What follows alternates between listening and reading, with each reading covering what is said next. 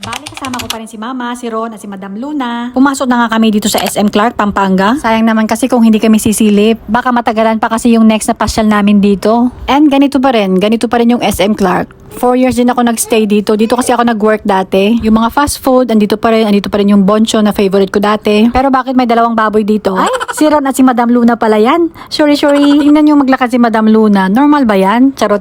Syempre, normal. Madam ko yan eh. Ito naman si Mama, panay ang cellphone kahit naglalakad. Naghahanap kami ng kainan. Although hindi kami gutom kasi nag-snack kami kanina. So dito tayo sa food court ng SM. Naghahanap kami ng vacant seat. Meron pala ditong play area ng mga bata. Ayan, nakita ni Madam. Alams na kung ano yung susunod na mangyayari. Natuwa si Madam kasi may pailaw dito. Ayan, lalapit na siya. Makulay kasi. Gusto niya pumasok dito sa may bayad. Pero dahil malapit na ang birthday mo, ililibre ka na lang daw ni Ninang Ron. Nakapasok na nga siya at natutuwa kasi madaming bata. Madami ring rice, madaming choices, madaming slides. Habang sila'y naglalaro, order muna ako ng food namin dito sa Ihawan. And naka-order na ako. Waiting na lang ma-serve. Back to Madam. Ito, kayang-kaya na niya mag-slide alone. Pero syempre kailangan pa rin ng alalay. Nakikipaglaro na rin siya sa ibang bata. Tingnan nyo, papasok siya dyan kahit may bata sa loob. Gusto niya makipag-play. Pero one way lang yan. Tingnan natin kung sino mag-giveaway sa kanilang dalawa. Oops! Ay, nag-giveaway si Kuya, si batang lalaki. Hoy Ron, masisira yan. Di ka na bata. Si Luna gusto niyang itry yung rides pero bakit sawa na agad, di pa umaandar yung rides. Hindi makapili ang Madam. Ganito kasi to kapag maraming choices. Dumating na pala yung order namin. Ang in-order ko pala is itong bulalo. Baka gustong humigop ng sabaw si Madam. And kay Mama naman is sisig kasi ito yung gusto niya, sisig with egg. Habang kumakain kami, may tinuturo si Madam. Ito palang fountain. Grabe ang bilis ng mata niya. Nakita pa niya to. Ang layo kaya.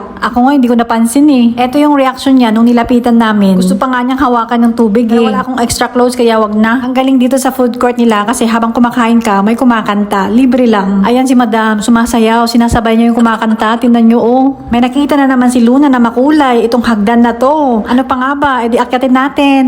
Umakyat na nga kami at dito pala yung quantum. So alam niyo na ang mangyayari. Ito, nag-rides ulit ang Madam. May dala nga akong token ng SM Baguio. Tinry ko dyan. Pero hindi pala pwede. Mas maliit pala yung token dito sa SM Clark. Kaya nagpapalit ako ng 20 pesos lang para makapaglaro itong Madam. Para makontento na siya. Para makauwi na kami kasi bukas ng umaga is flight na namin. Abangan nyo na lang yung next video namin, Philippines to Singapore trip.